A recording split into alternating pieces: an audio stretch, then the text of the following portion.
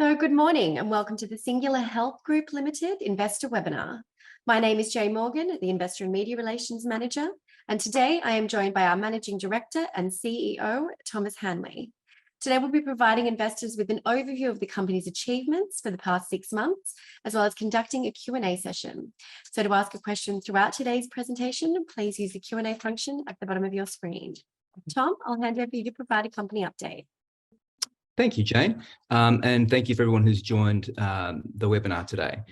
So look, just very briefly, Singular Health is a company that was listed back 2 years ago and focuses on taking CT and MRI scans, converting them into 3D, and then using that 3D imagery for either better surgery planning or for 3D printing of implants and other devices. So it is available on Windows, iOS, Android, and Mac. So just very quickly, that sort of gives you a bit of a background of the company, what we've done over the last 6 months. We've achieved our inaugural clearance of our 3DICOM MD product. A product, as I said before, works on all those different modalities, takes a standard CT MRI scan, converts that into 3D, and that allows surgeons to better do surgical planning or provide that better patient education and discussion between clinician and patient. The fact that it's now FDA cleared in the United States means that we can now promote it as an FDA cleared diagnostic device, as opposed to our other medical software, which is just for sort of research and development and patient education. Along with that, we did our ISO 13485, so we completed our quality management system, and we should have our certification announced later this month. With ISO 13485 came MDSAP. So MDSAP is an additional qualification that allows us to go from FDA and then certify or clear the product with TGA, Health Canada, and Japan. During this process also, we commenced and completed the purchase of another 3D printing facility. So to add on to our 3D printing capability, we have an investment in a 3D printing company in Melbourne that largely focuses on medical 3D printing, and in particular maxillofacial 3D printing. So that's for the 3D implants that go in for surgery around the jaw and the mouth. The 3D printing facility we've acquired here in Perth is a 100% acquisition, which was done purely on script, and will add additional 3D printing services and the ability to 3D print across 2 sites. We also had a number of additional R&D projects working with other companies, which we accrued some revenue for that.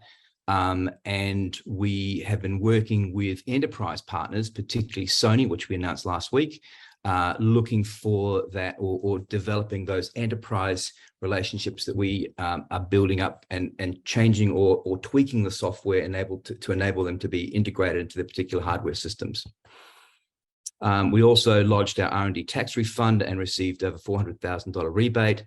Our R&D is with the CSIRO and is an ongoing project looking at artificial intelligence and how AI can learn or be trained to take very complex shapes and design them for particular cranial implants. So the cranium is a very, very complex shape, and this AI tool takes a process that will normally take 3 hours to design down to about 3 minutes.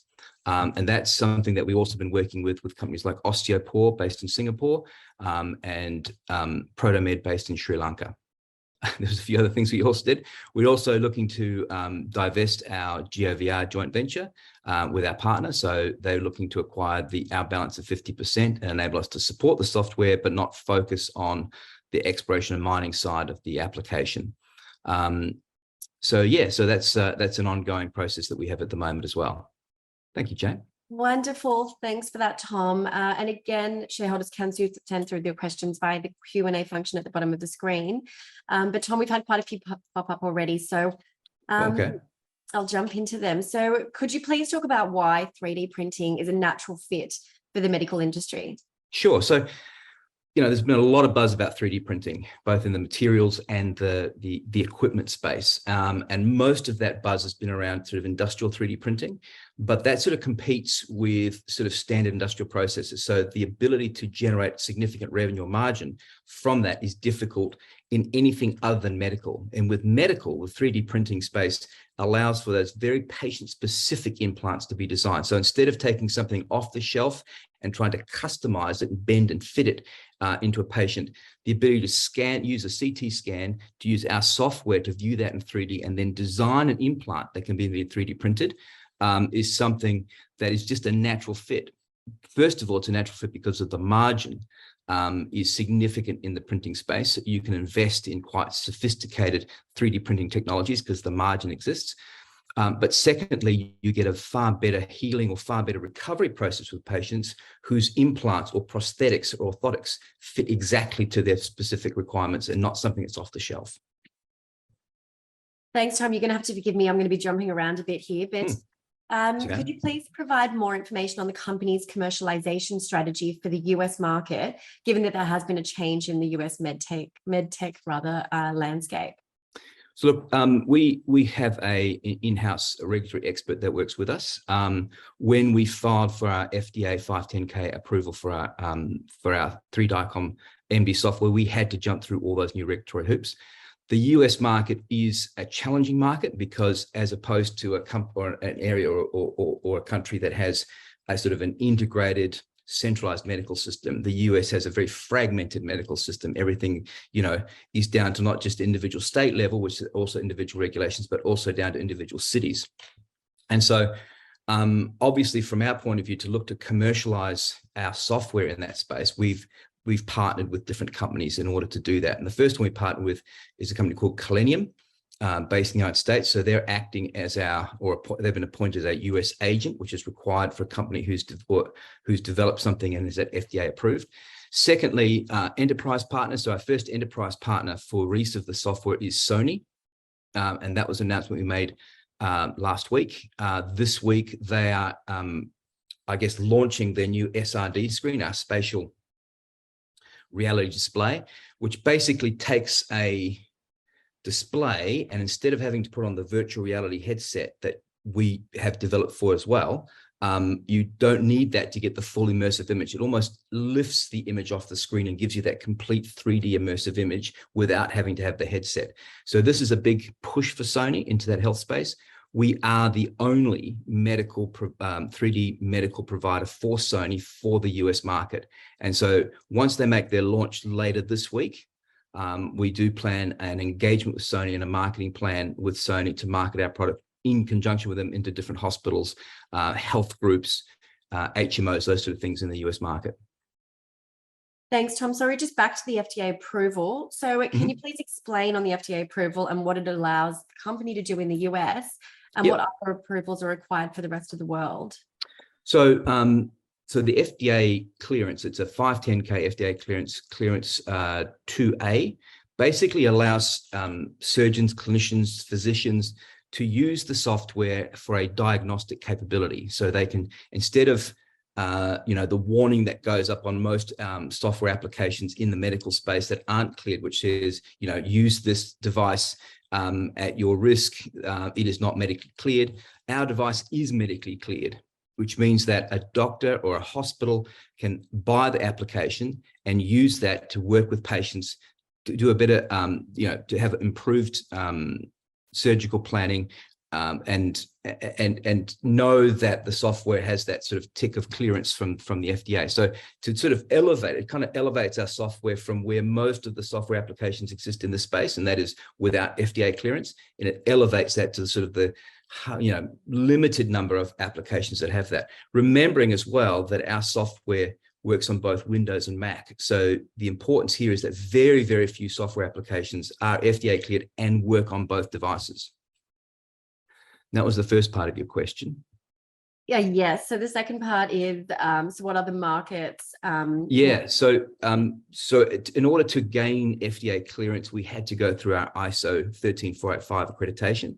This is the ISO 9000 quality management system for medical devices. So we went through a very strenuous process over the last, in that last 6-month period to gain ISO 13485 clearance. We had the audit, we had the second audit. It's been cleared as an ISO 13485 manufacturer of medical devices, which software is one. and we're about to receive the certification this week. Once we receive the certification and the fact that we've also applied for MDSAP as part of the ISO 13485, it'll allow us to lodge them with the TGA, with Health Canada, with Japan and a couple of other countries. The only other region which is really complicated and different to the rest of the world is Europe. And that's a much more sort of long-term approach. Thank you, Tom. That answered the next question. So can you please provide an update on the R&D activities? Yeah, so the R&D activity, and there's a really, really good video of this on our YouTube channel, but basically we've been working with the CSIRO on using artificial intelligence and machine learning to take our software and add an algorithm which designs a cranial implant. So the first cab off the rank it was look, the cranium is a really complex shape. There are surgeries that go on all the time, whether that's because someone's been in a severe accident or has had cancer and removed a big chunk of their cranium. And so an implant needs to be designed and fitted. Sometimes that implant has to be sort of cut into shape, but what we've been able to do is design an AI tool that segments the skull and then generates that AI straight to a 3D printing process. So those are the kind of research projects that we're now working on to sort of develop more and more of those AI tools that help design implants or orthotics or prosthetics for patients that can be 3D printed. And as part and parcel of that, we're putting all that into a cloud-based platform. So our software can talk straight to our cloud-based AI platform and generate those AI design implants and prosthetics. Further down the line, obviously, there's a lot of conversation around whether or not AI should be used for diagnostics. We ran an R&D team internally to look at the ability to recognize lung cancer at a very early stage within certain patients. And we designed an AI tool to sort of look for that sort of early stage lung cancer, which was very successful. But at this point, it's something that's sort of an ongoing research project. Thank you, Tom. Jumping around again. So while the company remains focused on the enterprise sales approach, can you just provide a little bit more of an update on how the direct-to-consumer business is tracking? Sure. So that's a really good question. So we've spent a lot of time in the last 6 months developing what we call, I guess, the peripheral elements of the software, allowing people to license, download, and manage the software, manage their scan. So a really big part of what we've had to do is sort of almost create an ecosystem for the transfer and management of DICOM, CT and MRI scans, something that has been very sort of rudimentarily done in the past with things like CD-ROMs. We had sort of get past that and design systems that enable the transfer of that data that is HIPAA compliant, which means that it has to be secure, it has to be anonymized, so that obviously there's no patient leak. But once that's done, and once we're able to transfer that data, that becomes a very big part of the sort of individual license element, because those people are looking to sort of somehow not just download the software, but get their scan onto the software. So our platform was launched in December, and already we have 380 paying clients that have used that. So we've kind of minimized, we've only just turned on some of the search engine and Google AdWords, so that we've kept the number of users to a point where we're able to sort of find any sort of additional tweaks and changes that we had to make. And over the next few months, we're ramping up the Google AdWords and ramping up. But the great thing is that the software is selling across all three different types: MD, R&D, and patient, and all over the world, right? So we're getting USA, Brazil, Egypt, the UK, Australia, Japan, and then this is not something that's just specific to one particular country. We've been very successful in getting this out to quite a large part of the world. Thanks again, Tom. So can you provide an update on how the divesting interest in GeoVR is coming along? Sure. So we entered an agreement last year with our JV partner to look at the divestment of GeoVR. They went through a due diligence process. That DD process is ongoing, and we hope to have a finalization of that next month. They had to pay a $10,000 payment in order to continue to do the DD process past the original date. But yeah, that's going on quite well. So we hope to have that announcement on that around April. The next one. So can you please elaborate on the importance of Asia as a market for software and 3D printing? Yeah, so Asia is one of those really interesting markets where, it's got a growing middle class. You've got a very sort of a younger, more, I guess, a younger clinical medical base of practitioners. And so they're always looking for something that's more innovative, easier to use. Whereas sometimes when you're dealing with very mature countries, getting your technology into those countries has been more difficult, more challenging, because you've had to go through a lot more steps.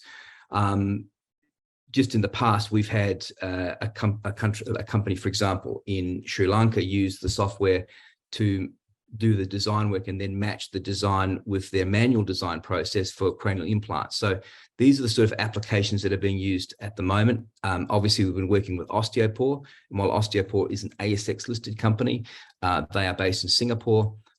Their material, which is a different kind of material for cranial implants, enables bone regeneration back into that material, which means that the 3D printing process is very different for them. And it meant that the AI that we then designed for them specifically, which we've done with Osteopore, had to take into consideration the special elements of their particular material as it was being 3D printed. So these are the sort of things and approaches into Asia that make us really excited about where the software is going to go into that particular market. We have been working in Macau with a hospital in Macau, and we should hopefully have quite a significant order of software from them in the next couple of months as well. Yeah, and in terms of 3D printing, again, this is sort of the extension of the software. The software gives you the visualization, it gives you the design elements, but the 3D printing then allows you to 3D print those things in a way that is very, very patient specific. And it's one of those areas of technology and medicine that is becoming more and more important, because as you get a better and better implant, you get a much better health recovery. And these are sort of things that I think make Asia a very interesting market for us. Thank you, Tom. I'm going to try and group these ones all together because they are about Sony. But first up, can you please elaborate on what the recently announced deal with Sony could mean for revenue? Right. Well, as I mentioned before, so Sony have developed their SRD screen. It's a spatial reality display screen, which gives you that sort of full immersive 3D without having to put the VR headset on. So it's a very exciting extension of our software, because when we first developed our software, we had it designed specifically for virtual reality, but that VR headsets were very, very hard to sell into hospitals. So the fact that Sony has come up with a display, which is no bigger than a sort of 14-inch computer monitor, means that this sort of fully immersive technology could be more and more adopted by hospitals. And for us, we are the sole software provider for 3D design and 3D diagnostics of CT and MRI scans with Sony in the United States. And the reason they picked us was for three reasons. The first one is we had FDA clearance, which means they can sell our software into the hospital. Secondly, our software runs across multiple devices. And thirdly, our software is a local device or local product. A couple of the other 3D viewers work off a Windows-based system in the cloud as opposed to being on the device, whereas our software is on the device itself. And that made it very important for Sony to sort of work with us, because that's the only way this SID screen works. They've got a big launch coming up this week with the Orthopedic Society of the United States. And then we'll work with them jointly on a marketing plan for the US market. So we do see this as our first sort of major enterprise deal. And with their marketing clout, this will be a significant improvement in our software sales at the enterprise level. Thanks for that, Tom. You actually answered all the questions that are coming up based on that. So I'll leave those ones there. Terrific. Okay, so how does the Scan to Surgery initiative include 3D printing? And what is the importance of controlling the end-to-end vertically integrated process by owning the 3D printing facilities? Yeah, that's so the importance. So obviously, when we sort of sat down and first designed what we call the Scan to Surgery, we wanted to be as ubiquitous as possible. In other words, we wanted to make sure that when people had a CT scan or an MRI, it was using a standard CT and MRI machine. When it was being reviewed on a computer, it can be reviewed on a Mac or a Windows device or whatever. And then you get to the design of the implant and then the surgery. The design of the implant and the 3D printing are really that sort of next step in that vertically integrated process. And really, what we see as having kind of the best of both worlds in this effect is that we've got software, which is very, very scalable. But as a lot of people know, software can sometimes, is challenging from a margin point of view. And then we have 3D printing, and the margins in 3D printing for medical are significant. So by having both those elements as part of our vertically integrated process means we can both have a scalable product and a product with a fair degree of margin. Secondly, the importance is that when you have ISO 13485, you want to, that quality management system, you want to have as much control as possible through that quality management process and through the process going from scan to 3D printing. So the more that we can control, the more we can ensure that the final end product is exactly what the client's looking for, the patient's looking for. Thanks, Tom. Just further to that then. So on the scan to surgery business, what number of parts per week or month are you scanning? Oh, gosh. Okay. So I'll change that to how many parts a month we are printing across both our 3D printing facility. That's a challenging question. So just to give you a sort of background, we have a share. We own a share in a 3D printing facility in Melbourne, a company called Additive Engineering, and they print dozens per week of maxillofacial implants. So these are implants that are used for things like sleep apnea, for things like jaw correction, for things like people who have serious conditions and have cancer and have bone that needs replacing, whether it's in the mandible or whether it's in the maxilla. These are sort of areas that these guys are 3D printing. They're also 3D printing a lot of biomodels. So when you come to a surgery of that sort of extent, sometimes what the surgeon's looking for is an exact replica of what they're looking at from the skull point of view as 3D printed. And we're printing dozens of those a week. When it comes to our facility in Perth, which we've just purchased, that one is more focused on prosthetics, orthotics, and soon to be sleep apnea devices. So far, we're printing about 10 a week in terms of the orthotics prosthetic space, but that is before we have launched, we've acquired a vapor fusing device, and that vapor fusing device will finish the product so that it looks like it has been literally vacuum produced. So it's going to be completely smooth as opposed to having sort of those ridges that you normally see with a 3D printed product. So we expect to scale up the Perth facility over the next couple of months to something in the order of sort of 50 to 100 devices a month. Just sticking with the machines actually now. So how many 3D printing machines do you currently have, and in which states? Yeah, so in Melbourne, we have 3 titanium 3D printers, and we have 3 SLS polymer 3D printers. So the SLS polymer 3D printers are largely for biomodels and cutting guides and surgical cutting guides. Whereas the titanium are for your implants. So these are things we just basically straps your face and your jaw back together once you've done the surgery. So we got three titanium in Melbourne and 3 polymer SLS machines in Melbourne. In Perth, we have 2 SLA machines. This is a slightly different process, which means we can focus on different types of 3D printing for medical output. We have a large SLS printer, and we've just and a smaller SLS printer, and we also have now acquired a vapor fuse finishing machine for the Perth market. So this sort of gives us that sort of almost complete sort of coverage of the country, but also coverage of the different areas and types of 3D printing that we've done in the medical space. Thanks, Tom. Sorry, bear with me. I'm getting emails and questions coming through everywhere. But okay, so how is Singular adopting AI for better patient outcomes, both from an implant design perspective and to improving diagnostics?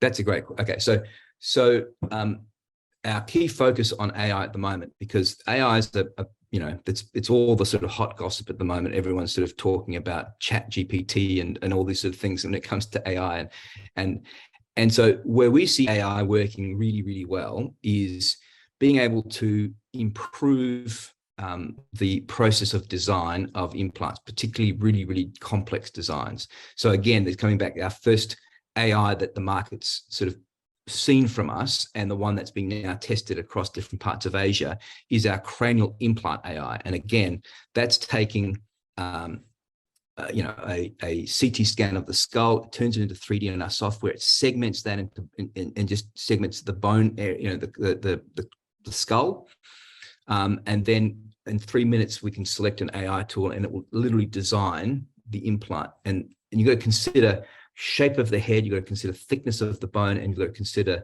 all the sort of different ridges and everything in order to keep it exactly consistent. That took over 10,000 scans that we had to use in order to train that AI to understand and use that perfectly well. You then take that design, you then export that as an SLS file, and you can then 3D print that in titanium, into PEEK, into whatever sort of material you need to do in order to then generate it before you then do the surgical process. So that's really an area that's very important to us. We're looking at other areas, whether it's the spinal area where we can use AI to design the spinal implants, or in the sort of maxillofacial and sleep apnea area where we use that. So those are sort of AIs that we're looking to sort of bring in after the success of the first one. In the diagnostic space, we took that really sort of interesting leap where we designed an AI to look at chest scans, CT scans, and look for early stage lesions which could lead to lung cancer. And the idea there obviously is the earlier you catch something, the better the patient outcome is. Now we've spent quite a bit of time on that last year, but what we found is that because of the 3D printing process, the more important AIs for our commercial success have been the ones around the design of implants. The design for diagnostics will come later. This is something that we'll probably do in the next sort of 12 months. One of the important things to realize about AIs is that while they're not that difficult to design, they're really difficult to train. It's the training of the AI that really, and that's the sort of work and support that we've had from the CSIRO and their big data divisions over East, has been able to work with those experts, secure tens of thousands of scans of individual patients in order to train the AI to do what we want it to do. So it's been a really sort of positive area of research for us. Question is, what are the risks of using the software? Are there controls over the possibilities of operational mistakes when analyzing and planning surgeries? Yeah, okay, very good question. So what we've done with our software is enabled both a standard two-dimensional display, so seeing the exact CT and MRI slices in 2D, and then enabling a 3D generation from that, but always having on the right side of the screen the two-dimensional images that are naturally generated when you do the CT and MRI scan. So the importance here is that obviously we're using CT and MRI technology that has been with the country, been with hospitals for decades, right? We're not changing any of that process at all. Then when it comes to being able to do the 3D display and to do the AI, going through the QMS that we've got there, we have to then train and analyze scan after scan after scan after scan to make sure we then match that with the non-AI generated view in order to make sure that it's consistent. So we've gone through that process. That process has been cleared by the FDA. We now have insurance in the United States to begin selling this, and that's not cheap, I can assure you. But those are the sort of things that those are sort of hoops that we had to jump through in order to secure a client as important as Sony, because obviously they're not going to be promoting a product like this into hospitals and promoting our software if they didn't think that we had both the risk, the compliance, and that sort of whole sort of support process in place for our software. Thank you, Tom. We've just got time for one more. So I think finally, what opportunities lie ahead for the company in the calendar year? And what is the biggest opportunity in front of Singular Health?